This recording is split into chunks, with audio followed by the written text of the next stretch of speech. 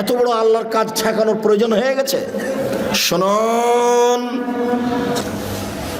পানি দিয়ে পবিত্রতা অর্জন করবেন।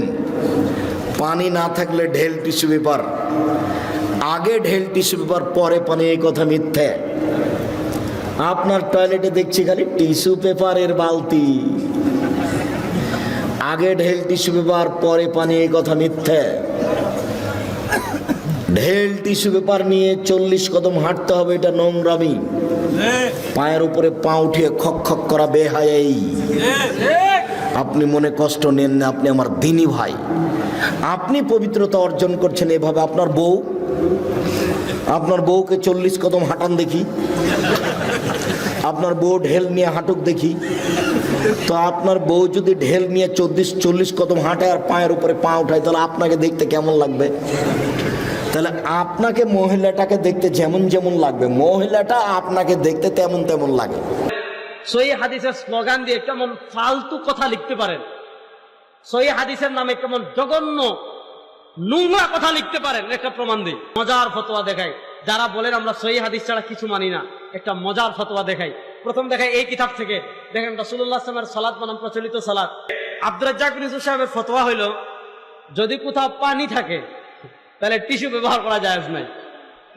আর হাসতে বলেন, যদি পানি থাকে তাহলে টিস্যু ব্যবহার করা কি নাই, জায়েজ নাই। পানি না থাকলে ঢিলা বা টিস্যু পেপার দ্বারা পবিত্রতা অর্জন করতে হবে। আগে ঢিলা বা টিস্যু ব্যবহার করে পরে পানি দিয়ে ইস্তেঞ্জা করা, এটা শরীয়তে কি নাই, জায়েজ নাই। আর না বুঝেই একজন আর একজনের বদনাম করে দিচ্ছে, ফেসবুকে কথা লিখে দিচ্ছে, একবারে হাসতো শয়তান। ও যে আর একজনের বিরুদ্ধে কথা লিখে দিল, তো ও শয়তান কোনোদিন জিজ্ঞাসা করে যে ঘটনা কি? তারপরে নগদ শয়তানও মানুষকে জিজ্ঞাসা করেনি, মানুষের মান সম্মান কতটুকু হিসাবই করলো না, চট করে একটা কথা নেটে দিয়ে দিল, সারা পৃথিবী দেখছে। হ্যাঁ বেটা শয়তান, তুই শয়তান, কি জানিস তুই, কি বুঝিস তুই? তুমি কলমে দুটা ওই ফেসবুক লিখতে পারলে তুমি বেটা ছেলে হয়ে গেলে? তুমি কি এমন? তুমি তো একটা পশু প্রাণী, তুমি একটা গরু ছাগল। তোমাকে তো আমি বিশেষ করে গরু ছাগলের, পশু প্রাণীর চেয়ে খারাপ মনে করি। বুঝে না ওরা, অন্তর আছে বুঝে না, দেখেও দেখে না ওরা, চক্ষু আছে দেখে না, শোনে না ওরা, কান আছে শোনে না। উলায়েকা কালানাম, তারা পশু প্রাণীর মতো, তারা গরু ছাগলের মতো, তারা কুকুর শ্রীগালের মতো, ভালো হাজার বরং তার চেয়ে খারাপ। তুমি যে একটা মানুষের কথা লিখে দিলে, তুমি কি জানো তাকে? তুমি কি তাকে জিজ্ঞাসা করেছো? তুমি তার অবস্থা জানো? তুমি তাকে চিনো?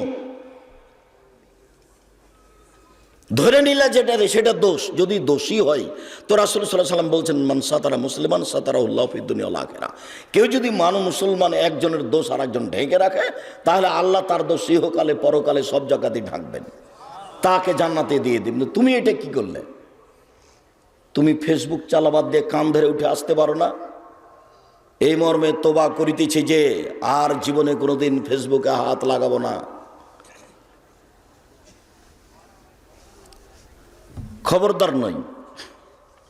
এসেছো, বাকি জীবন মানুষ হয়ে থাকার চেষ্টা করো, 5 ওয়াক্ত সালাত আদায় করো, হালাল রুজি খাও, মানুষের সাথে বসে আড্ডা পিটিও না, জান্নাত হবে ইনশাআল্লাহ। 5 ওয়াক্ত সালাত আদায় করো, দিন মজুরি করে খাও, দোকানে বসে আড্ডা পিটো না, কাজ শেষ বাড়ি চলে যাও, বাপ মায়ের সাথে, বউয়ের সাথে, ছেলে মেয়ের সাথে থাকো, মরণ হয়ে গেলে জান্নাত হবে ইনশাআল্লাহ। আর ফেসবুকে লিখেছো কিছু, মিটাতে পারবে না, কার হাত ধরে ক্ষমা চাইবে? দোকানে বসে আড্ডা পিটেছ, মানুষের বদনাম করেছো, জান্নাত এখন কঠিন হয়ে গেছে। না বুঝা মানুষের পিছনে ছুটে বেড়ালছো, সিগারেট খেয়েছো আর বলেছো অমুকের চরিত্র ফুলের মতো পবিত্র, লাফালাফি করেছ, তো ওর চরিত্র ফুলের মতো পবিত্র না তুমি জানো? রাসূল সাল্লাল্লাহু আলাইহি সাল্লাম বলছেন, বাঁচার 3টে পথ, জান্নাত হবেই। তার একটা পথ হলো আলজিম লিসানাক, মুখ বন্ধ করো, বাস জান্নাত হবে। বাড়িতে থাকো, জান্নাত হবে। ও এই কথা মুহাম্মদ সাল্লাল্লাহু আলাইহি সাল্লাম বলেন, আমরা অনুবাদক।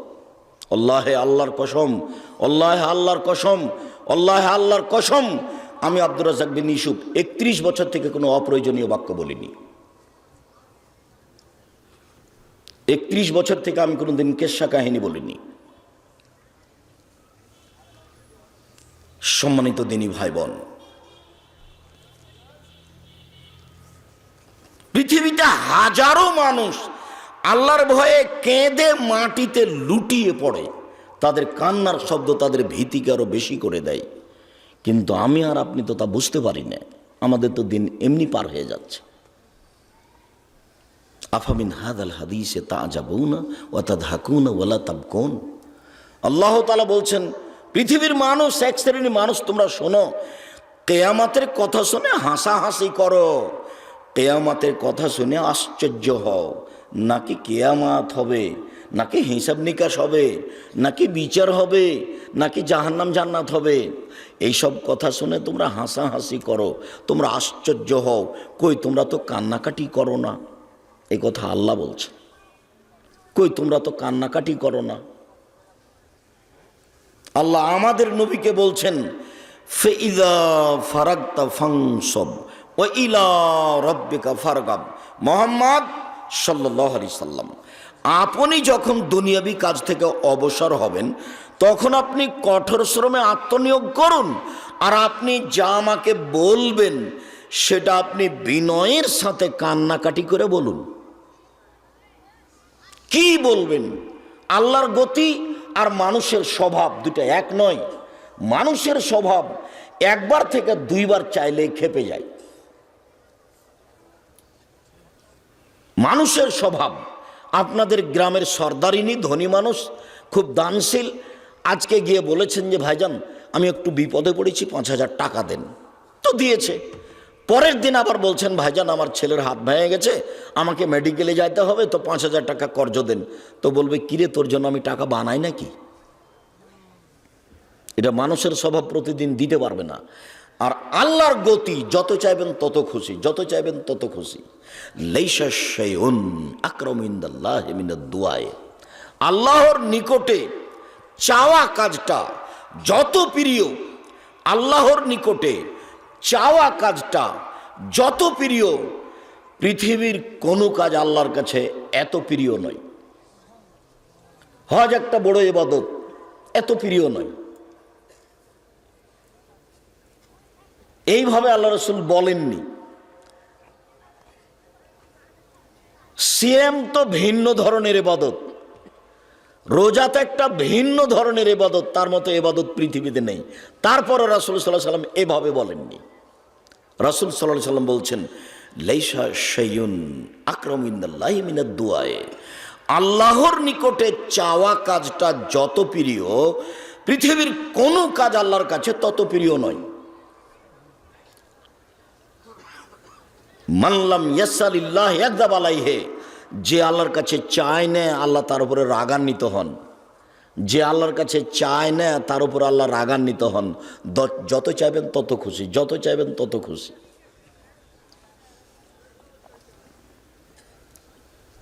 আনাস রাদিয়াল্লাহু তাআলা আনহু বলেন, হাদিসে কুদসি, রাসূল সাল্লাল্লাহু আলাইহি ওয়াসাল্লাম বলেছেন, আল্লাহ তাআলা বলেন, ইবনা আদম মা দাওরাতানি ওয়া রাজাউতানি, হে আদমের ছেলে মেয়ে শোনো, তুমি যেভাবে ডাকো আমি সেভাবে থাকি, তুমি যেভাবে আশা পোষণ করো আমি সেভাবে পূর্ণ করে থাকি। হে আদমের ছেলে মেয়ে শোনো, তুমি যেভাবে ডাকো আমি সেভাবে থাকি, তুমি যেভাবে আশা পোষণ করো আমি পূর্ণ করে থাকি। গাফারতু লাকা ওয়ালা উবালি মাকানা মিনকা ওয়ালা উবালি, তোমার যত পাপ আছে সব আমি ক্ষমা করে দিব, আমি পরোয়া করি না তুমি কত বড় পাপী, আমি পরোয়া করি না তুমি কত বড় পাপী, আমি পরোয়া করি না তুমি কত বড় পাপী। হে আদমের ছেলে মেয়ে, যেভাবে ডাকো আমি সেভাবে থাকি, যেভাবে আশা পোষণ করো আমি সেভাবে পূর্ণ করে থাকি, তুমি কত বড় পাপী আমি পরোয়া করি না। আবার বলছেন, ইবনা আদম লাউ বালাগাত যুনুবুকা আনানা সামায়ে, এই আদমের ছেলে মেয়ে শোনো, তোমাদের পাপ বেশি হতে হতে যদি আকাশে লেগে যায়, পাপ আর পাপ, আকাশ জমিন পরিপূর্ণ হয়ে আছে শুধু পাপে, ফাস্তাগফিরতানি, যদি তুমি আমার কাছে ক্ষমা চাও, গাফারতু লাকা, আমি তোমাকে ক্ষমা করে দিব, ওয়ালা উবালি, আমি পরোয়া করি না তুমি কত বড় পাপী, আমি পরোয়া করি না তুমি কত বড় পাপী, আমি পরোয়া করি নে তুমি কত বড় পাপী। আদমের ছেলে মেয়ে শোনো, যেভাবে ডাকো আমি সেভাবে থাকি, যেভাবে আশা পোষণ করো আমি পূর্ণ করে থাকি। আদমের ছেলে মেয়ে শোনো, যেভাবে ডাকো আমি সেভাবে শুনি, যেভাবে আশা পোষণ করো আমি সেভাবে পূর্ণ করে থাকি। আদমের ছেলে মেয়ে শোনো, বিচারের মাঠে তোমাদের সাথে আবার দেখা হবে। এখন তো বলছে এভাবে হাদিসে কুদসি, বিচারের মাঠে আবার দেখা হবে। সারা পৃথিবীর মানুষ বিচারের মাঠে উপস্থিত হবে। সেদিন আল্লাহ তাআলা এসে বলবেন, ইয়া আদম লা আতাইতানি বিকুরাবিল খাতায়া সুম্মা লাকিতানি লা তুশরিক বিশায়া লা আতাইতুকা বিকুরাবিহা মাগফিরা। আদমের ছেলে মেয়ে শোনো, আজকে বিচারের মাঠে উপস্থিত হয়েছ আকাশ জমিন পরিপূর্ণ পাপ নিয়ে। পাপ আর পাপ, একেবারে আকাশ জমিন পরিপূর্ণ হয়ে আছে পাপে। আজকে তুমি যে পরিমাণ পাপ নিয়ে উপস্থিত হয়েছ, আমি সেই পরিমাণ ক্ষমা নিয়ে উপস্থিত হয়েছি। যদি শিরক না থাকে, তোমার যেই পরিমাণ পাপ আমার সেই পরিমাণ ক্ষমা, তোমার যেই পরিমাণ পাপ আমার সেই পরিমাণ ক্ষমা, তোমার যেই পরিমাণ পাপ, যত তোমার পাপ তত আমার ক্ষমা, যত তোমার পাপ তত আমার ক্ষমা, আমি পরোয়া করি না তুমি কত বড় পাপী। যদি শিরক না থাকে, সেই মহাপাপ।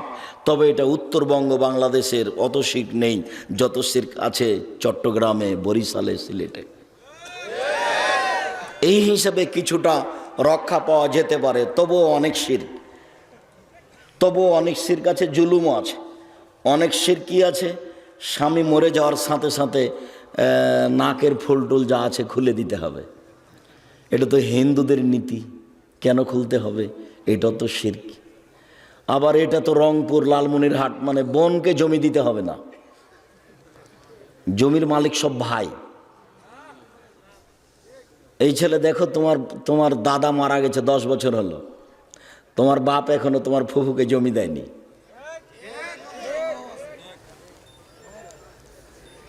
তুমি কি ভুলে গেলে তোমার বাপকে আমি কুকুর শিলিগুড়ির চেয়ে বেশি খারাপ বলেছি? তুমি কষ্ট পেলে আসে যায় না, তোমার বাপ কষ্ট পেলে কিছু আসে যায় না। তোমার বাপের অত লজ্জা আছে তো আগামীকাল সন্ধ্যা হতে হতে জমি দিয়ে দেয় বেটা। নইলে তোমার বাপ কুকুর সিরিয়ালের চেয়ে খারাপ, এ কথাই চূড়ান্ত। তিতা লাগলে কি আর মিঠা লাগলে কি, কিছু আসে যায় না। তোমার বাপকে হিসাব করে আমি আব্দুর রাজ্জাক বিন ইউসুফ কোনোদিন কথা বলি না, আমার বলার প্রয়োজন নেই। 24 ঘন্টা কেন, তোমার বাপ জমি পাবে সকালে, তোমার ফুফু জমি নিবে বিকালে। ঘটনা কি এরকম না? একসাথে। তো 10 বছর গেল কি করে? জবাব আমি দিব। আবার এটা লালমনিরহাট, মানে যৌতুক নেই, ভিক্ষা করে খেতে হবে, যৌতুক ফেরত দিতে হবে। ভিক্ষা করে খাবো কেন আব্দুর রাজ্জাক সাহেব? কাজ করে খেতে পারি। মানুষের বাড়িতে কাজ করে দিন মজুরি করে শ্বশুরকে কাপড় কিনে দিব, ভিক্ষা করে খাবো না। আমিও সেটাই বলি, ভিক্ষা করে খেতে হবে না। তবে ভিক্ষা করা টাকা দিয়ে চাউল কিনে ভাত খেলে ইবাদত কবুল হবে, কিন্তু যৌতুকের টাকা দিয়ে চাউল কিনে ভাত খেয়ে ইবাদত কবুল হবে না, ওটা হারাম টাকা। দেখি আমি বললাম তো, আর কিয়ামত পর্যন্ত সময় থাকলো কে উল্টিয়ে ধরতে পারে? কেউ বলে না কেন যে যৌতুক হালাল? আর তোমার বাপকে শরম লাগছে নাকি? দেখো তো, তোমার বাপ পাশে বসে আছে, লজ্জা পায় না?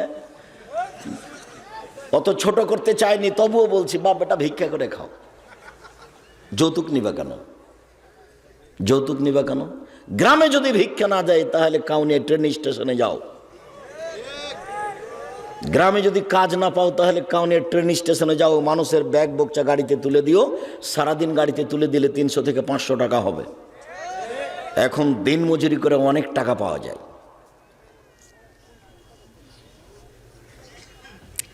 এই পথে আসতে হবে, বিকল্প পথে বেঁচে কোনো লাভ নেই। ব্যবসা বাণিজ্য করেন, টাকা বেশি হবে, মানুষের উপকার করতে পারবেন। আর চাকরি করবেন, মাসের 25 দিন যেতে না যেতে টাকা শেষ হবে। চাঁপাইনবাবগঞ্জ রাজশাহীর মতো। ওরা বিদেশে যায় না, ওরা ব্যবসা করে না, ওরা শুধু মাস্টারি করে, শিক্ষকতা করে, বেতন পায় 25 দিনে শেষ হয়, আর বাকি 5 দিন ধার কর্য করে চলে। আবার যখন বেতন পায় তখন ধার কর্য পরিশোধ করতে করতে আবার 25 দিনে শেষ হয়। তো বাপ মায়ের কি উপকার করবে, জাতির কি উপকার করবে? জাতির উপকার করতে হলে ব্যবসা করতে হবে।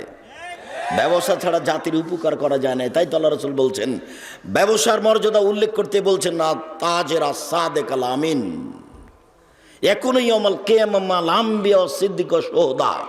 যারা সত্যবাদী বিশ্বস্ত ব্যবসায়ী তারা বিচারের মাঠে নবীগণের সাথে থাকবেন, শহীদদের সাথে থাকবেন, সলেহ নেককার মানুষদের সাথে থাকবেন, সত্যবাদী বিশ্বস্ত ব্যবসায়ী যারা।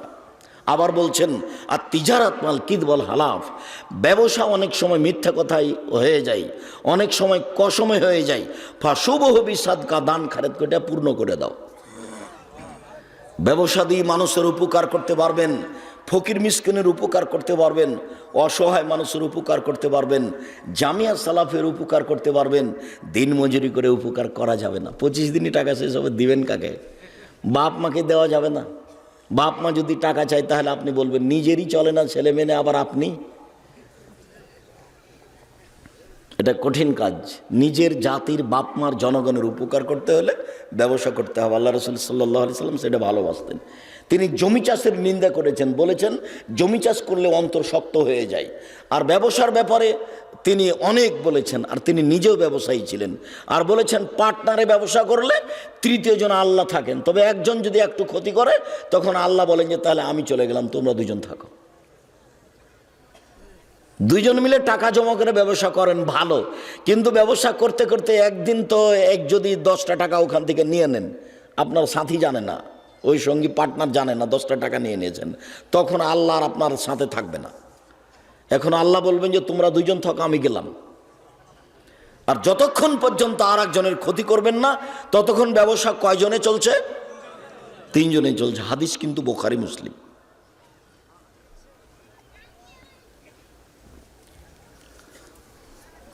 হালাল রুজির চেষ্টা করবেন।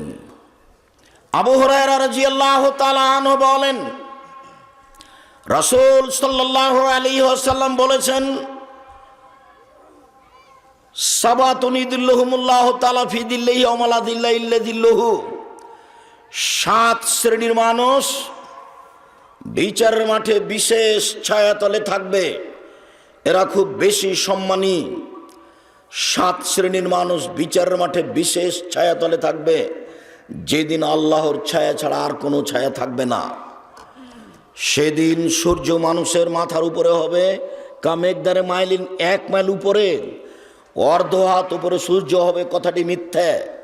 কামেকদারে মাইলিন 1 মাইল উপরে হবে, প্রায় 1 মাইল উপরে হবে, এই কথা রাসূল সাল্লাল্লাহু আলাইহি সাল্লাম বলেন, হাদিস বুখারী মুসলিম। সেদিন সূর্যের তাপে মানুষের শরীর থেকে ঘাম এমনভাবে বের হবে যে কিছু কিছু মানুষ তার ঘামের মধ্যে থাকবে এখনো পিয়ারা কেহি, কেউ কেউ তার ঘামের মধ্যে থাকবে মিনুম্মা এখনো কাবাইয়ে, কারো কারো শরীরের ঘাম হবে টাকনু পর্যন্ত, অমিনুম্মা এখনো এলা রোকবাতাই হে, কারো কারো ঘাম হবে হাঁটু পর্যন্ত, অমিনুম্মায়া কোনো এলা হাকুয়াই হে, কারো কারো ঘাম হবে কোমর পর্যন্ত, অমিনুম্মায়া কোনো এলা তার কুয়াতেহি, কারো কারো ঘাম হবে নাক পর্যন্ত। শরীরের ঘাম নাক পর্যন্ত হবে। কি দিয়ে বুঝায় আপনাকে আমি বিচারের মাঠ কত কঠিন। কবর যত কঠিন, কিয়ামত তার চেয়ে অনেক অনেক বেশি কঠিন। কিয়ামতের মাঠ যত কঠিন, জাহান্নাম তার চেয়ে অনেক অনেক অনেক বেশি কঠিন। সম্মানিত দিনী ভাই বোন, বিচার মাঠে 7 শ্রেণীর মানুষ বিশেষ ছায়াতলে থাকবে, যেদিন আল্লাহর ছায়া ছাড়া আর কোনো ছায়া থাকবে না, যেদিন সূর্য মানুষের মাথার উপরে 1 মাইল উপরে থাকবে। 1 শ্রেণীর মানুষ ইমামুন আদিল, ন্যায় পরায়ণ নেতা। নেতৃত্ব খুব কঠিন জিনিস। উমর রাদিয়াল্লাহু তাআলা আনহু বলেছেন, খলিফা হওয়ার আগে যা কিছু নেকি করেছি, খলিফা হওয়ার পরে যা কিছু ক্ষতি হয়েছে, দুটা মিলে সমান সমান হয়ে কোনো রকম করে জান্নাতে যেতে পারলেই হলো। অথচ উমারের জান্নাতের খবর জানেন? আল্লাহ রসুল বুখারী মুসলিমের হাদিস, স্বপ্নে জান্নাত দেখলেন, ঘুরলেন, দেখলেন একটা খুব টকটকে ঝকঝকে ঘর, পাশে একজন বৃদ্ধা মহিলা। আল্লাহর নবী জিজ্ঞাসা করলেন, মহিলা বলতে পারো এই ঘরটি কার? বোঝা যাচ্ছে আল্লাহর নবী গায়েবের খবর জানেন না। তখন মহিলাটি বলছে ঘরটি হচ্ছে উমারের। আল্লাহ রসুল বলছেন সাল্লাল্লাহু আলাইহি সাল্লাম, ঘরের বাহির যত এত সুন্দর টকটকে ঝকঝকে হয়, ভিতরই বা কত সুন্দর। আমার দেখার ইচ্ছে হলো, ঘরের ভিতর দেখে আসি, কিন্তু উমরের আত্মমর্যাদা আমার মনে পড়লো। আমি বললাম, এত বড় দামি মানুষের ঘরে ঢুকি কি করে? আমি তার ঘরে ঢুকলাম না, এত বড় মর্যাদাপূর্ণ মানুষের ঘর আমি ঢুকবো না, ঢুকি কি করে? ফজরের টাইমে উমরের সাথে দেখা হয়ে গেল। উমর, জান্নাতে আমি দেখলাম তোমার ঘর, খুব উন্নত মানের ঘর, দেখে আমার স্বাদ জাগলো। তোমার ঘরের ভিতরটা একটু দেখি, কিন্তু তোমার মর্যাদাকে লক্ষ্য করে আমি আর ঘরে ঢুকিনি।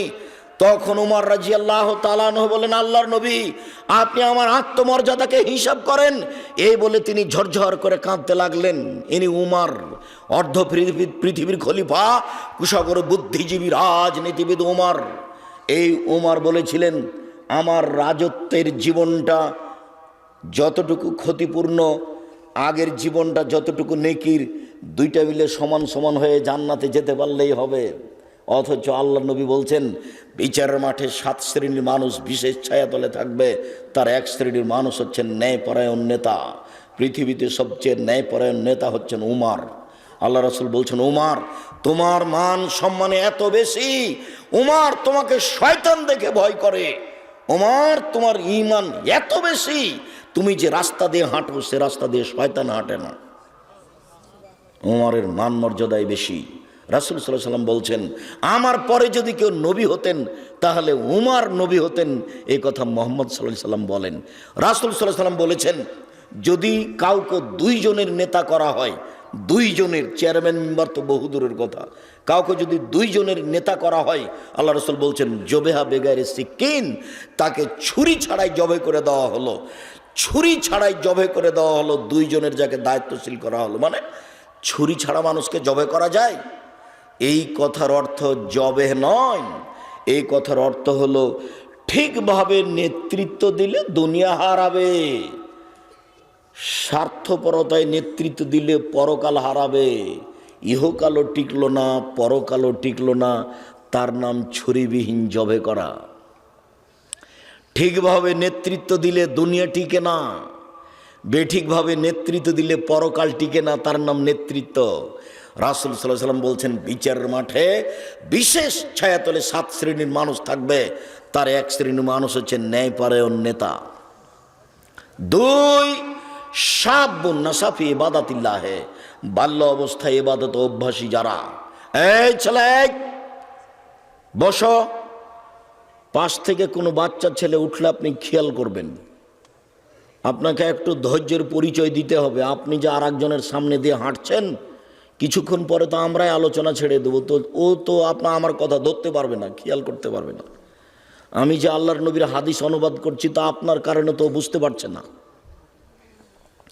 এমনভাবে বসে থাকবেন, পাথর যেন মনে করে আপনি পাখি, পাখি যেন মনে করে আপনি পাথর, পাখি যেন মনে করে আপনি পাথর, তাই আপনার মাথায়, আপনার গায়ে বসতে চাচ্ছে। এমনভাবে এক খেয়ালে চেয়ে থাকবেন আর বসে থাকবেন, নড়াচড়া করবেন না, কারো গায়ে হাত দেবেন। এই ছেলে, খুব প্রস্তুত থাকো। বাল্য জীবন থেকে ইবাদতে অভ্যাসী যারা, তারা থাকবে বিশেষ ছায়াতলে। 3, রাজুলুন কালবুহু মুআল্লাকুন বিল মসজিদ, ওই লোক বিশেষ ছায়াতলে থাকবে যার অন্তর মসজিদের সাথে লেগে আছে। খারাজা মিনহু হাত্তা ইয়াউদা ইলাইহি, মসজিদ থেকে বের হয়েছে, আবার কখন ফিরে যাবে, আবার কখন ফিরে যাবে। ছেলেকে বলে আব্বু আসরের টাইম হয়েছে, মেয়েকে বলে আম্মু আসরের টাইম হয়েছে, বৌমাকে বলে কিমা আসরের টাইম হয়েছে, মানে ব্যস্ত হয়ে গেছে মসজিদে যাওয়ার জন্য। এরকম মানুষ বিচারের মাঠে বিশেষ ছায়াতলে থাকবে। রাজুলানি তাহাব্বা ফিল্লাহ ইজতামা আলাইহি তাফারাকা আলাইহি, ওই 2 জন মানুষ বিচারের মাঠে বিশেষ ছায়াতলে থাকবে যারা আল্লাহকে ভালোবাসার জন্য বন্ধুত্ব গড়িয়েছে, যারা আল্লাহকে ভালোবাসার জন্য বন্ধুত্ব কেটে দিয়েছে। দোস্ত, তোমার সাথে সম্পর্ক অনেক দিন চেয়েছিল, কিন্তু তুমি তো অন্যায় থেকে বিরত হও না। দেখি তুমি দোকানে ঠিকই বসে আড্ডা পিটো, দেখি তুমি সিগারেট বিড়ি জর্দা ঠিকই খাও। আমি এটা পছন্দ করি না দোস্ত, আমি তোমার সাথে সম্পর্ক ছিন্ন করলাম, তুমি মনে কিছু নিও না। এই সম্পর্ক গড়ানো, সম্পর্ক ছিন্ন করা যদি আল্লাহর জন্য হয়ে থাকে, তাহলে এরা বিশেষ ছায়াতলে থাকবে। 4, রাজুলুন জাকারাল্লাহ খালিয়ান ফাফাজাতাইনাহু, ওই মানুষও, ওরাও বিচার মাঠে বিশেষ ছায়াতলে থাকবে যারা নির্জনে আল্লাহকে ডাকে। যখন আল্লাহকে ডাকে তখন দুই চোখের পানি ঝরঝর ঝরঝর করে ঝরে। এরকম আপনার ঘটেছে কোনো দিন? যেই ঘরে স্ত্রী ঘুমিয়ে আছে ওই ঘরে ইবাদত করবেন না, তাহাজ্জুদ ওই ঘরে পড়বেন না। কেননা আপনার কান্নার গতি যদি স্ত্রী শুনতে পায়, ও যদি জেগে যায়, তাহলে আপনার কান্নার গতিটা ভেঙে যাবে, আপনাকে কেমন কেমন লাগবে। তখন আপনি যে গতিতে কাঁদছিলেন সেটা আর টিকবে না। আল্লাহর ভীতিতে কান্নাকাটি করতে হবে, চোখের পানি ঝরঝর করে ঝরবে। তখন আল্লাহ দেখবেন এ সত্যি কাঁদছে, তখন আপনার জন্য সিদ্ধান্ত হয়ে যাবে বিশেষ ছায়া।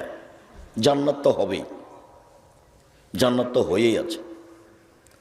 ওয়ারাজুলুন দাত ইমরাতুন যাত হাসাবিন ওয়া জামাল, ওই সুন্দরী মেয়ে, সম্ভ্রান্ত পরিবারের মেয়ে তোমার সাথে অন্যায় অশ্লীল কাজ করতে চাইলো, তুমি বললে ইন্নী আখাফুল্লাহ, আমি আল্লাহকে ভয় করি।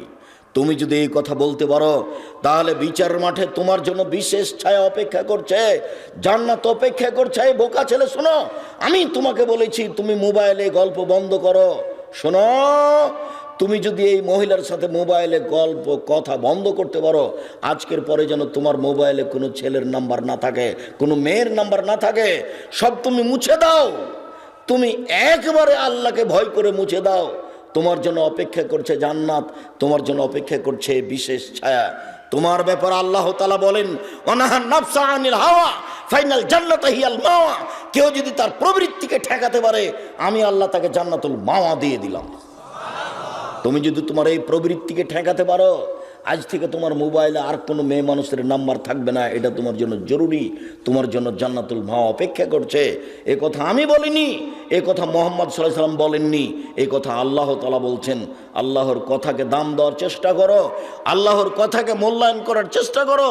আল্লাহ তার ওয়াদা পূর্ণ করবেন, তিনি তার ওয়াদার বিপরীত করেন না। ওই সত্তার, ওই আল্লাহর ওয়াদার বিপরীত করার প্রয়োজন নেই। তিনি হচ্ছেন জ্ঞানী, তিনি হচ্ছেন মগ্নী। তার এসব প্রতিশোধ নেওয়ার প্রয়োজন নেই, মানুষের প্রতিশোধ নেওয়ার তার প্রয়োজন নেই। এরকম সত্তা তিনি নন। প্রতীক্ষমান রয়েছেন কখন তুমি প্রস্তুত। যখন তুমি প্রস্তুত তখনই তিনি বলবেন, ঠিক আছে, তুমি যেভাবে ডাকো আমি সেভাবে থাকি, তুমি যেভাবে আশা পোষণ করো আমি পূর্ণ করে থাকি। আদমের ছেলে মেয়ে শোনো, তুমি যেভাবে ডাকো আমি সেভাবে থাকি, তুমি যেভাবে আশা পোষণ করো আমি পূর্ণ করে থাকি। এটাই তার কাজ, তিনি পূর্ণ করতে পারেন। অগাধ বেহিসাব রহমতের মালিক তিনি, বেহিসাব ক্ষমার মালিক তিনি। তার ক্ষমার রহমতের অভাব নেই। আপনার জন্য তিনি প্রতীক্ষমান আছেন, কখন আপনি চাইবেন, কখন আপনি বলবেন। আবু হুরায়রা রাদিয়াল্লাহু তাআলা আনহু বলেন, রাসূল সাল্লাল্লাহু আলাইহি সাল্লাম বলেছেন, ইয়ানজিলু রাব্বুনা তাআলা ইলা সামাই দুনিয়া হাইনা ইয়াবকা সুলুসুল লাইল আখিরা। যখন রাতের 3 ভাগের 2 ভাগ পার হয়ে যায়, রাতের 3 ভাগের 2 ভাগ পার হয়ে গেছে, 1 ভাগ বাকি আছে। এখন রাত 3টা, এখন রাত 2টা, 2:30, এখন রাত 4টা। এরকম সময় আল্লাহ তাআলা আকাশ, 7ম আকাশ থেকে 1ম আকাশে নেমে আসেন। নেমে এসে বলেন, মায়া দুনি ফাস্তাজিবা লাহু, কে আমাকে ডাকে আমি তার ডাকে সাড়া দিব। মায়া সলনি ফাউতিয়াহু, কে আমার কাছে কিছু চাই, যে যা চায় আমি তাকে তাই দিয়ে দিব। মায়াস্তাগফিরুনি ফাগফিরলাহু, কে আমার কাছে ক্ষমা ভিক্ষা চাই আমি তাকে ক্ষমা করে দিব। কে আমাকে ডাকে আমি তার ডাকে সাড়া দিব। কে আমার কাছে কিছু চায়, যে যা চায় তাকে তাই দিয়ে দিব। মায়াস্তাগফিরুনি ফাগফিরলাহু, কে আমার কাছে ক্ষমা ভিক্ষা চায় আমি ক্ষমা করে দিব। এইভাবে একবারে প্রত্যেক রাতে ফজরের আজান পর্যন্ত তিনি প্রতীক্ষমান থাকেন। আদম সন্তান বড় নিমুখ হারাম, ও তোরা 3টে টিভি বন্ধ করেছে, ও কি করে ডাকবে? আদম সন্তান বড় নিমুখ হারাম, ও তো 12টা 1টায় দোকানে আড্ডা পিটে এসেছে, ও কি করে রাত 3টে 4টায় উঠবে? ও তো উঠতে পারবে না, ও তো সকাল 7টা 8টার দিকে উঠবে। তখন আর কানে আর মুখে শয়তান পেশাব করে দিয়েছে। তখন দেখবেন সকালে উঠে মুখখানটা ভ্যাংচা ভ্যাংচা আছে, কেমন কেমন লাগছে। একটা আপনার ওই পেস্ট নিয়ে, পাউডার নিয়ে, ব্রাশ নিয়ে ঘুরে বেড়াচ্ছে, আর মুখখান দেখিয়েন কিভাবে শয়তানে পেশাব করে রেখেছে, কিভাবে তার কানে পেশাব করে রেখেছে। এ কথা আমি বলিনি, এ কথা মুহাম্মদ সাল্লাল্লাহু আলাইহি ওয়াসাল্লাম বলেছেন। পেশাব করে দেয় শয়তান, এ কথা আল্লাহ নবী বলেছেন, হাদিস বুখারী মুসলিম। খুব ফুর্তিতে থাকতে হবে, উদ্যমশীল হতে হবে, শরীরে কোনো সময় অলসতা আনতে হবে না। অলসতা আসলে রুচি কমে যাবে, অলসতা আসলে বিদ্যা কমে যাবে, অলসতা আসলে ইবাদত কমে যাবে। যার কারণে আল্লাহ রাসূল দিন রাত অলসতা থেকে বাঁচতে চাইতেন। আল্লাহুম্মা আউযু বিকা মিনাল কাসালে, হে আল্লাহ তোমার কাছে আমি অলসতা থেকে বাঁচতে চাই। আল্লাহ তুমি আমাকে অলসতা থেকে বাঁচাও, আল্লাহ তুমি আমাকে অলসতা থেকে রক্ষা করো। সকালে সকালে উঠে না যায় সেই তো অলস, আজান শুনে মসজিদে যায় না যে সেই তো অলস, বেহিসাব হাত পা ছেড়ে ঘুমায় যে সেই তো অলস, দিন ধর্মের কথার প্রতি আগ্রহী হয় না যে সেই তো অলস, কাজে যায় না যে সেই তো অলস। একজন রিক্সাওয়ালা রিক্সা নিয়ে তেমাথাতে দাঁড়িয়ে রিক্সার সিটের উপরে বসে আছে, কেউ যখন বলছে চলো তখন বলছে আমি যাই। অলসতা আসলে কর্ম কমে যায়। সবসময় উদ্যমশীল হতে হবে, সবসময় ফুর্তি থাকতে হবে, সব সময় প্রস্তুত তার নাম যুবক, সব সময় প্রস্তুত তার নাম কর্মঠ। এরকম খেয়াল থাকতে হবে, তাহলে বোঝা যাবে আপনি কিছু করতে পারবেন। সম্মানিত দিনী ভাই বোন, রাসূল সাল্লাল্লাহু আলাইহি সাল্লাম বলেন রাজুলুন তাসাদ্দাক বিসাদকাতিন ফাহা, ওই লোক বিশেষ ছায়াতলে থাকবে যে লোক দান করলো, গোপন করলো। ডান হাত দান করলো, বাম হাত জানতে পারলো না। আরে দুইটাই তো হাত তার গায়ের সাথে লেগে আছে, জানবে না মানে এইটা হলো খুব বেশি থেকে বেশি গোপনে দান করা। আব্দুর রাজাক সাহেব বিশাল পরিকল্পনা নিয়েছেন, বাইতুল হাম জামে মসজিদ 200 শতক জমির উপরে নির্মাণ হবে, যার একতলায় 10,000 মুসল্লি ধরবে। আমারও কিছু 5,000 টাকা থাকলো, কাউকে যেন বলবেন না।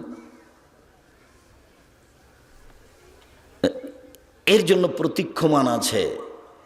আল্লাহ রাসূল বলছেন ইন্না সাদকাতা তুতফিউ গাযাবার রাব্বে, ইন্না সাদকাতা সিররি তুতফিউ গাযাবার রাব্বে। গোপন দান আল্লাহর রাগকে মিটিয়ে দেয়। দান করে যে সে দানের বিশেষ ছায়াতলে থাকবে। দানের ক্ষমতা ভিন্ন। ইবাদতের জগতে সবচেয়ে শক্তিশালী, ক্ষমতাধর, পাওয়ারফুল, ব্যতিক্রম ইবাদত হচ্ছে দান। দানের মতো শক্তিশালী ইবাদত পৃথিবীতে নেই। প্রত্যেকটা ইবাদত আপনার উপকার করতে পারে। সালাত আপনার উপকার করবে, আরেকজনের করতে পারে না। হজ আপনার উপকার করবে, আরেকজনের করতে পারে না। কোরআন তেলাওয়াত আপনার উপকার করবে, আরেকজনের করতে পারে না। কিন্তু দান যদি করেন তাহলে আপনার থেকে আরেকজনের কাছে পার হয়ে যাবে। আপনি দান করলেন, আপনি নেকি পেলেন।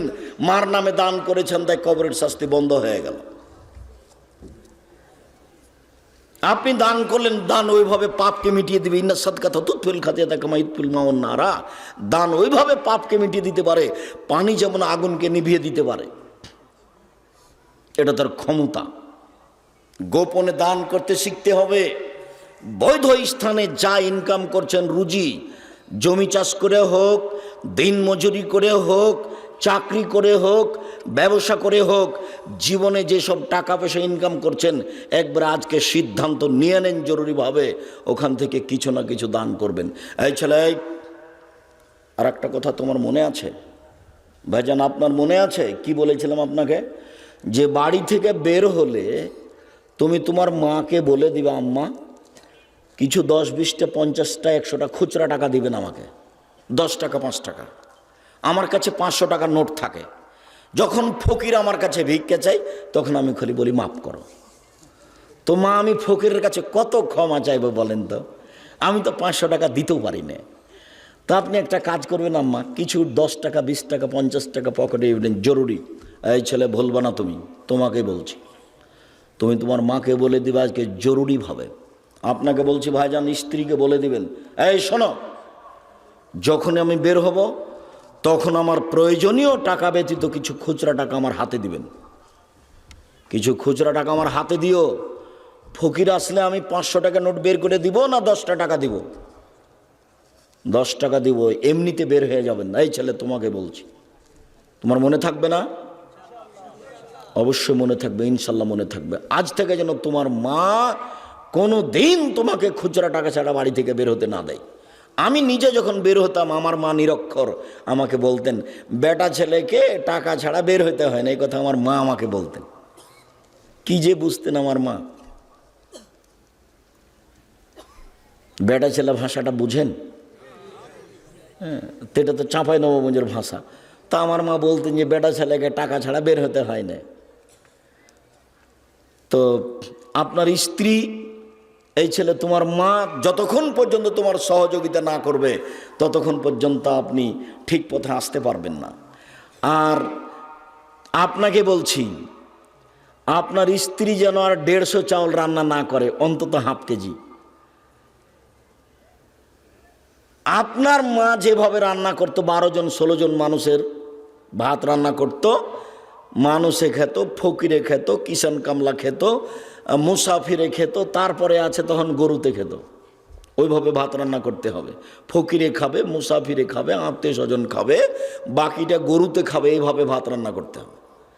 আর এখন তো স্ত্রী আর তুমি মাত্র দুইটা, একটা ছেলে, 150 চাউল রান্না করেছো, মেহমান এসেছে, তখন তোমার স্ত্রী বলছে যে মেহমানকে ভাত খাওয়ালে তো ভাত শেষ হয়ে যাবে, কি করবে, চানাচুর বিস্কুট দিয়ে বিদায় করে দাও। জরুরিভাবে আপনার স্ত্রীকে আপনার মায়ের স্বভাবে ফিরে যেতে হবে, মায়ের স্বভাবে ফিরে যেতে হবে, অন্যথায় বউ পরিবর্তন করতে হবে, তালাক দিতে হবে। তবে আমি তালাক দেওয়ার আদেশ করিনি, আমার পক্ষ থেকে পরামর্শ থাকছে। ওইরকমই হতে হবে যে স্বভাবের আপনার মা ছিলেন, ওই স্বভাবে আপনার স্ত্রীকে হতে হবে। প্রয়োজনে 5 বার রান্না করতে হবে, ফকির মিসকিনের ভাত এই বাড়িতে হতে হবে। জান্নাত পায়ের নিচে আছে, মায়ের পায়ের নিচে জান্নাত আছে।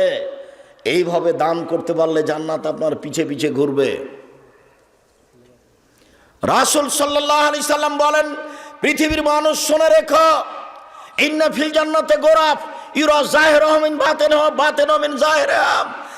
জান্নাতে কতগুলি উন্নত মানের পদার্থ দিয়ে জান্নাত তৈরি করা আছে।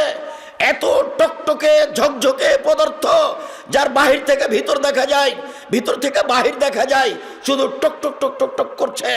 সাহাবীগণ বললেন, লেমান হাজিহি, আল্লাহর নবী এত দামি ঘর কে পাবে, কার জন্য এত দামি ঘর জান্নাত? তখন আল্লাহ রাসূল বললেন, 1 নম্বর, লেমান আলানাল কালামা, যার মুখের ভাষা নরম। 2 আতামাত তাওমা, যে দুস্থ গরিবকে খেতে দিতে পারে, তার জন্যই জান্নাত। 3 তাবা সিয়ামা, যে নিয়মিত নফল সিয়াম থাকতে পারে, বৃহস্পতিবার সোমবার সিয়াম থাকে। 4 অসল্লা বিল্লাহ নাসনিয়াম, মানুষ যখন ঘুমিয়ে তখন তাহাজ্জুদ পড়ে, এমন কাজ করতে পারে যারা, তার জন্য এই জান্নাত প্রস্তুত আছে। অসহায় ফকির মিসকিনকে খেতে দিতে পারে যারা, তাদের জন্য জান্নাত আছে। এই শোনো, এই ছেলে, তোমাকে বলছি, বিবাহ করেছো তো, তোমার ভয় বিবাহ করেছো, বাড়িতে বউ 3-4টা হয়ে গেছে। তুমি তোমার মাকে বলে দিও, আম্মা চিন্তা করবেন না, আপনি আপনার ছেলের মেয়ে, মেয়ের ছেলে, মেয়ের মেয়ে আসবে, তাই জন্য আপনি ভিন্ন করে খাবেন, আপনার বৌমা সহ্য করবে না, ওটা আমি চাচ্ছি না। আপনি খাবেন, আব্বা খাবে, আমার বোনেরা খাবে, আমার ভাগনা খাবে, আমার ভাগ্নি খাবে। আব্দুল্লাহর একটা বক্তব্য আছে রিজিকের, সেখানে আপনি শুনেছেন, আপনি একা একা রুজি খাচ্ছিলেন, এবার আপনার বউ আসলো, তার রুজি আপনার হাতে হয়। এবার আপনার একটা ছেলে হলো, তার রুজি আপনার হাত দিয়ে হয়। একটা মেয়ে হলো, তার রুজি আপনার হাত দিয়ে হয়। আপনার মা খাচ্ছে, তার রুজি আপনার হাত দিয়ে হচ্ছে। আপনার বাপ খাচ্ছে, তার রুজি আপনার হাত দিয়ে হচ্ছে। আপনার যত বোন বেড়াতে আসবে, তার রুজি আপনার হাত দিয়ে হবে। যত আপনার ভাগনা ভাগ্নি আসবে, সবার রুজি আপনার হাত দিয়ে হবে। আপনার বাড়িতে রহমত, টাকা পয়সা ভর্তি হয়ে যাবে। দোষ চিন্তা ভোগ করবে না কখনো, রহমতের বরকতের আশা করো। তোমার বউ যেন মনটাকে ছোট না করে, তোমার বোনের ছেলেকে দেখে, তোমার বোনের মেয়েকে দেখে যেন সে সংকীর্ণ না হয়, তাকে মন বড় করতে হবে। শোনো, আমার ভাগনা ভাগ্নিকে দেখে, আমার বোনকে দেখে, আমার বাপের দোষ বন্ধুকে দেখে মন ছোট করো না। যত বেশি চাল রান্না করবে, তত বরকত বেশি হবে। এটাই হাদিস, এটাই মুহাম্মদ সাল্লাল্লাহু আলাইহি সাল্লাম বলেন, বরকত বেশি আছে যেখানে, রহমত বেশি আছে যেখানে, অল্প রুজিতে সব কিছু ভর্তি হয়ে যাচ্ছে সেখানে। বুখারীর হাদিস ভুলে গেলেন? আয়েশা রাদিয়াল্লাহু তাআলা আনহা বলেন, আল্লাহর নবী যখন চলে গেলেন দুনিয়া থেকে, তখন 100 কেজি আটা ছিল বাড়িতে। ওখান থেকে রুটি বানায়, ওখান থেকে রুটি বানায়, ওখান থেকে রুটি বানায়। কি রেট, আটা শেষ হয় না কেন? তখন একদিন দেখলাম মেপে যে আর কতটি আছে, দেখি মাপার পরে আর নেই। যে জিনিস ব্যাগে পাতিলে আছে, ওই জিনিস মাপবেন না কখনো, শুধু ওখানে নেবেন, রুটি বানাবেন। আর যেটা আটা নিচ্ছে আপনার স্ত্রী, ওটা মেপে রুটি বানাবে। আমাদের চাঁপাইনবাবগঞ্জে হাতের অনুমান করে মহিলারা উল্টে নেয় যে 3 অঞ্জলি নিলাম, এতে 4 জনের হয়ে যাবে। জি না, একটা কোটা থাকতে হবে 50 বা 100 ওজনের, বা 200 বা 250, ওটাতে আটা মেপে নিয়ে রান্না করতে হবে। আপনার স্ত্রী জানতে পারবে যে আমি 500 রুটির আটা বানালাম, 50 গ্রাম আটা রুটি বানালাম, আমি 100 গ্রাম আটা রুটি বানালাম, এটা থেকে জানতে হবে। আল্লাহ রাসূল বলছেন কি বলু তামাকুম ফাইনু ফিল বারাকা, তোমরা খাদ্য মেপে রান্না করো তাতে বরকত আছে। হাদিস বুখারী মুসলিম। তোমরা খাদ্য মেপে রান্না করো তাতে বরকত আছে। শোনো, আজকে বাড়িতে গিয়ে তোমার স্ত্রীকে এটা ঘোষণা দিয়ে দিবা, তোমার বাপের যারা আছে সব তোমার বাড়িতে খাবে, দেখবে অল্প দিন পরে বরকত আর রহমত তোমার বাড়িতে ভর্তি হয়ে গেছে। কোনোদিন সংকীর্ণ তুমি হবা না, তোমার বউকে সংকীর্ণ হতে দিবা না। আবু হুরায়রা রাদিয়াল্লাহু তাআলা আনহু বলেন, রাসূল সাল্লাল্লাহু আলাইহি ওয়াসাল্লাম বলেছেন, লা ইয়ালিজার রাজুলুন নারা বাকা মিন খাশিয়াতিল্লাহ হাত্তা ইয়ালিদাল লাবানু ফি দারে। গাভীর বান ওলান থেকে চাপ দিয়ে দুধ বের করে ভিতরে ঢোকানো যায় না, যেমন আল্লাহর ভয়ে কাঁদে যে সে জাহান্নামে যাবে না, তেমন আল্লাহর ভয়ে যে কাঁদে তার জন্য জাহান্নাম নেই, ও জান্নাতে যাবে। গাভীর বান ওলান থেকে চাপ দিয়ে দুধ বের করে ভিতরে ঢোকানো অসম্ভব, যাবে কি? যাবে না। এইটা যেমন অসম্ভব, এমন ব্যক্তি যে কান্নাকাটি করে আল্লাহর ভয়ে, তার জাহান্নামে যাওয়া তেমনি অসম্ভব। এই কথা আল্লাহ রাসূল বলেন। শুনুন, ইবনে আব্বাস রাদিয়াল্লাহু তাআলা আনহু বলেন, রাসূল সাল্লাল্লাহু আলাইহি সাল্লাম বলেছেন, আইনানে লা তামাসসুহুমান নার, 2 শ্রেণীর চক্ষু জাহান্নামে যাবে না, 2 শ্রেণীর চক্ষু জাহান্নামে যাবে না। বাকাত মিন খাশিয়াতিল্লাহ, ওই চক্ষু যে চক্ষু আল্লাহর ভয়ে কাঁদে, ওই মানুষ যে মানুষ আল্লাহর ভয়ে কাঁদে ও জাহান্নামে যাবে না। ও হারাসাত সাবিলিল্লাহ, ওই চক্ষু যে চক্ষু আল্লাহ রাস্তায় পাহারা দেয়, যে চক্ষু আল্লাহ রাস্তায় কাজ করে, সেই চক্ষু সেই ব্যক্তি জাহান্নামে যাবে না। মুআবিয়া ইবনে হাওদা রাদিয়াল্লাহু তাআলা আনহু বলেন, রাসূল সাল্লাল্লাহু আলাইহি সাল্লাম বলেছেন, সালাসু ওয়াইনুল্লাহ তারাহুমান নার, 3 শ্রেণীর মানুষ জাহান্নামে যাবে না। 3 শ্রেণীর মানুষকে জাহান্নাম দেখবে না, 3 শ্রেণীর মানুষের চক্ষু জাহান্নামে যাবে না, 3 শ্রেণীর মানুষ জাহান্নামে যাবে না। 1 বাকাত মিন খাশিয়াতিল্লাহ, ওই চক্ষু ওই মানুষ যে আল্লাহর ভয়ে কাঁদে। 2 হারাসাত ফি সাবিলিল্লাহ, ওই চক্ষু ওই মানুষ যে আল্লাহ রাস্তায় পাহারা দেয়। 3 গাজাতান মাহারিমিল্লাহ, ওই চক্ষু ওই মানুষ যেই চক্ষু বেগানা নারীকে দেখে চক্ষু নিচু করে, যেই চক্ষু বেগানা নারীকে দেখে নিচু হয়ে যায়, যেই চক্ষু অপর নারীর প্রতি দৃষ্টি দেয় না, এই চক্ষু জান্নাতে যাবে। এই কথা মুহাম্মদ সাল্লাল্লাহু আলাইহি সাল্লাম বলেন। জাবের রাদিয়াল্লাহু তাআলা আনহু বলেন, সাআলতু রাসূলুল্লাহ সাল্লাল্লাহু আলাইহি ওয়াসাল্লাম ফাজাতে, একদা আমি আল্লাহ রাসূলকে জিজ্ঞাসা করলাম, হঠাৎ মহিলাদের উপরে চক্ষু পড়া হতে, আল্লাহর নবী হঠাৎ যদি মহিলাদের উপরে চক্ষু পড়ে যায় তাহলে কি করব? আল্লাহর নবী হঠাৎ যদি মহিলাদের উপরে চক্ষু পড়ে যায় কি করব? তখন আল্লাহ রাসূল তাকে বললেন, ফা আমারানি আন আসরিফা বাসারি, তিনি আমাকে আদেশ করলেন যে আমি আমার চক্ষুকে ফিরিয়ে নিব। তিনি আমাকে আদেশ করলেন যে আমি চক্ষুকে ফিরিয়ে নিব। এইভাবে বেঁচে থাকার চেষ্টা করতে হবে, যার কারণে জরুরি প্রয়োজন ছাড়া বাজারে যেতে হবে না। আপনি যেতে পাবেন না, আপনার বউ তো দূরের কথা। রাসূল সাল্লাল্লাহু আলাইহি ওয়াসাল্লাম বলেন, আবগাজুল বেলাদে ইলাল্লাহে আসওয়াকুহা, পৃথিবীতে সবচেয়ে খারাপ জায়গা হচ্ছে বাজার, পৃথিবীতে সবচেয়ে নিকৃষ্ট জায়গা হচ্ছে বাজার, পৃথিবীতে সবচেয়ে খারাপ জায়গা হচ্ছে বাজার। আপনার বউ তো বহু দূরের কথা, আপনি যাবেন না জরুরি প্রয়োজন ছাড়া, আপনার বউ তো ভাবাই জানে। ওয়াহাবুল বেলাদে ইলাল্লাহি মাসাজিদুহা, পৃথিবীতে সবচেয়ে সুন্দর আল্লাহর প্রিয় জায়গা হচ্ছে মসজিদ। যখন তখন মসজিদে যাবেন, মসজিদে বসে থাকবেন, সলাতের পরে জিকির আজকার করবেন। সলাতের পরে যদি জিকির আজকার করেন তাহলে হয়ে যাবেন সেই দিনের মতো যেদিন আপনার মা আপনাকে জন্ম দিয়েছে। মসজিদে বসে যদি তাসবিহ তাহলিল করেন, জিকির আজকার করেন, তাহলে হয়ে যাবেন সেই দিনের মতো যেদিন আপনার মা আপনাকে জন্ম দিয়েছে। আপনি নিষ্পাপ হয়ে যাবেন।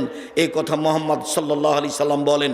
সম্মানিত দিনী ভাই বোন, আপনাদের বলার পরে উপস্থিত বৈঠকের দিনী বোন একটু এদিকে খেয়াল করেন। এই মেয়ে, মাথায় কাপড় দেওয়া নি কেন এত শীতের রাতে? তোমার শরম হয় না? তোমার বাপ তোমাকে দেখতে পায় না, মাথায় কাপড় দেওয়া নি কেন? কি পড়ো তুমি? কি পড়ো? হিসাব পাও না? শিক্ষা মানে কি নগ্ন হওয়া? মাস্টার ডিগ্রি পাস করেছো, তোমার বিদ্যে কি তোমাকে নগ্ন হতে শিখিয়েছে? তোমার বিদ্যে কি তোমাকে এইভাবে বোকা বানিয়েছে?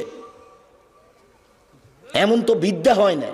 তুমি বিদ্যা অর্জন করে জাতির ক্ষতি করলে তোমার এটা বিদ্যা হলো কি করে? তুমি বিদ্যা অর্জন করে নিজের ক্ষতি করলে এটা বিদ্যা হলো কি করে? নিজে আর জনগণকে জাহান্নামে নিয়ে চলে যাচ্ছ, এটা বিদ্যা হয় কি করে? শোনো, উপদেশ বৈঠকের দিনই মুসলিম বোন একটু খেয়াল করেন। এই মেয়ে শোনো, এদিকে কান লাগাও, গল্প করছো কেন? উপস্থিত বৈঠকের দিনই মুসলিম বোন আপনাকে বলছে, আপনি একটু খেয়াল করেন, এদিকে দেখেন। আবু হুরায়রা রাদিয়াল্লাহু তাআলা আনহু বলেন, রাসূল সাল্লাল্লাহু আলাইহি সাল্লাম বলেছেন, সিনফান মিন আহলিন নার লা মারাহুমা, পৃথিবীর দুই শ্রেণীর মানুষ জাহান্নামে যাবে, আমি তাদের দেখিনি। পৃথিবীর মানুষ শুনে রেখো, পৃথিবীর দুই শ্রেণীর মানুষ জাহান্নামে যাবে, আমি তাদের দেখিনি। মুহাম্মদ সাল্লাল্লাহু আলাইহি সাল্লাম তাদের দেখেননি, তবে তারা জাহান্নামে যাবে। এক কমন মাহুম সেয়াতুন, এক শ্রেণীর মানুষ, তাদের হাতে থাকবে লাঠি, কাজ নাবিল বাকারে, গাভীর লেজের মতো। গাভীর লেজ একদিক মোটা একদিক চিকন, একদিক মোটা একদিক চিকন, এর নাম গাভীর লেজ। এরকম লাঠি মানুষের হাতে থাকবে। যারা দল পার্টি করে তাদের হাতে থাকে, যারা কলেজ বিশ্ববিদ্যালয়ে পড়ে তাদের হাতে থাকে, যারা সরকারি লোক তাদের হাতে থাকে। নাস, এরা মানুষকে তা দিয়ে মারে, এরা মানুষকে মারে। যারা মারামারি করে তারা জাহান্নামে যাবে। হাদিস মুসলিম, যারা মানুষকে মারে তারা জাহান্নামে যাবে। শুনুন, দুই, ও নিসাউন, মহিলা, কাশে এতন, কাপড় পরে থাকে, আর এতন, উলঙ্গ। যেই কাপড় পরার পরেও মাথার চুল দেখা যায়, সেটাই তো উলঙ্গ পোশাক। যেই পোশাক পরার পরেও অঙ্গ প্রত্যঙ্গ বোঝা যায়, সেটাই তো অলঙ্গ পোশাক। নগ্ন পোশাক পরে স্কুল কলেজে গিয়ে শিক্ষা অর্জন করে জান্নাত কিনা যায় না। নিসাউন, মহিলা, কাশে এতন, কাপড় পরে থাকে, আর এতন, উলঙ্গ। মমিলাতুন, তারা পুরুষকে নিজের দিকে আকৃষ্ট করে। মায়েলাতুন, তারা নিজের আকৃষ্ট হয়। লায়াত খোলা জান্না, এরা জান্নাতে যাবে না। জান্নাতে তো যাবে না, যাবেই না। ওলা ইয়াজিদনা রিহাহা, জান্নাতের গন্ধ পাবে না। ফাইনা রিহা লা তুজাদু মিন মাসরাতি কাদা ওয়া কাদা, যে জান্নাতের গন্ধ 1 বছরের দূরত্ব পথ থেকে পাওয়া যায়, এই গন্ধ এসব মহিলা পাবে না। তার মানে জান্নাতে যাবেই না, এরা জাহান্নামে যাবে। সাবধান থেকো, মানুষের ক্ষতি করে জান্নাত কেনার চেষ্টা করিও না, নিজের ক্ষতি করে জান্নাত কেনার চেষ্টা করিও না। তোমার জন্য জান্নাত সহজ। উপস্থিত বৈঠকের মুসলিম বোন শোনেন, আপনার জন্য জান্নাত সহজ। দেখেন তো আপনি মনে রাখতে পারেন কিনা 4টে। নইলে আপনি আদর্শ পরিবার বইটা নিয়ে যায়েন, নইলে আপনি আদর্শ নারী বইটা নিয়ে যায়েন, নইলে আপনি কে বড় লাভবান বইটা নিয়ে যায়েন, আপনি এই সব বইয়ে পেয়ে যাবেন। নইলে আপনি উপদেশ বইটা নিয়ে যায়েন, তাতে পেয়ে যাবেন যে 4টে কাজ করলেই মহিলাদের জন্য জান্নাতের সব দরজা খোলা। 4টে কাজ, এত বড় সুযোগ পৃথিবীর কোনো পুরুষ পায়নি, নবী রাসূল সালেহ কেউ পায়নি। এত বড় সুযোগ মাত্র মহিলাদের জন্য। 4টে কাজ করলে মহিলারা জান্নাতে চলে যাবে। এক, সলাত খামসাহা, 5 ওয়াক্ত সলাত। 2, সমাজ সাহারা, রমাজান মাসের সিয়াম রোজা। 3, আতাত বালাহা, স্বামীকে মেনে চলা, তিতা লাগলেও মিঠা লাগলেও। 4, আহসানাত ফারজাহা, জেনায় লিপ্ত না হওয়া। জেনায় লিপ্ত না হয় যদি আর এই 4টে কাজ করে, তাহলে জান্নাতের সব দরজা খোলা। যেসব মহিলারা জেনায় লিপ্ত হয়েছ, তাদের জন্য বলি, তওবা করো। তুমি আল্লাহর কাছে প্রিয় দাসী বান্দি হয়ে যাবা। আর তুমি যদি এই জেনা আজ থেকে বন্ধ করতে পারো, তাহলে আজ থেকে তোমার জন্য জান্নাতুল মাওয়া ঘোষণা আল্লাহর পক্ষ থেকে। তুমি দুশ্চিন্তা ভোগ করো না, তোমার তওবার প্রয়োজন, তোমার ফিরে আসার প্রয়োজন। 4টে কাজ করলে একজন মহিলা সহজে জান্নাতে চলে যাবে। আপনি জান্নাত যাওয়ার চেষ্টা করেন, আল্লাহ আপনাকে তৌফিক দান করুক, আল্লাহুম্মা আমিন। সম্মানিত দিনী ভাই বোন, আমরা এই পর্যায়ে এসে বলছিলাম, খুব খেয়াল করে থাকবেন, কাছাকাছি চলে এসেছি। রাসূল সাল্লাল্লাহু আলাইহি ওয়াসাল্লাম বলছেন, লাইসা শাইউন আহাব্বা ইলাল্লাহি মিন কাতরাতাইনি ওয়া সারাইনি, 2টি বিন্দু ফোঁটা আল্লাহর কাছে যত প্রিয়, 2টি দাগ চিহ্ন আল্লাহর কাছে যত প্রিয়, পৃথিবীর কোনো কিছু আল্লাহর কাছে তত প্রিয় নয়। 2টি বিন্দু ফোঁটা, 2টি দাগ চিহ্ন। 1, কাতরাতু দুমিন মিন খাশিয়াতিল্লাহ, আল্লাহর ভয়ে 1 ফোঁটা চোখের পানি আল্লাহর কাছে যত প্রিয়, পৃথিবীর কোনো কিছু আল্লাহর কাছে তত প্রিয় নয়। কোটি টাকা দান অত প্রিয় নয়, রমজান মাসের সিয়াম অত প্রিয় নয়। 1 ফোঁটা চোখের পানি আল্লাহর কাছে যত প্রিয়। রমজান মাসের সিয়াম ফরজ, এবাদতের জগতের সবচেয়ে দামি এবাদত। তারপর রাসূল সাল্লাল্লাহু আলাইহি ওয়াসাল্লাম এভাবে বলেননি। আল্লাহ রাসূল বলছেন এমন কিছুই নাই যেটা আল্লাহর কাছে তার চেয়ে বেশি প্রিয় হতে পারে। সেটা কি? এক ফোঁটা চোখের পানি, 2 কাতরাত দামিন ফি সাবিলিল্লাহ তুহরাক ফি সাবিলিল্লাহ। আল্লাহর রাস্তায় নেমে গিয়ে যুদ্ধ করে কেটে যাওয়া, ফেটে যাওয়া এক ফোঁটা রক্ত আল্লাহর কাছে যত প্রিয়, পৃথিবীর কোনো কিছু তত প্রিয় আল্লাহর কাছে নয়। ওয়াসারানে 2টি দাগ চিহ্ন, এক আসারন ফি সাবিলিল্লাহ, আল্লাহর পথে নেমে গিয়ে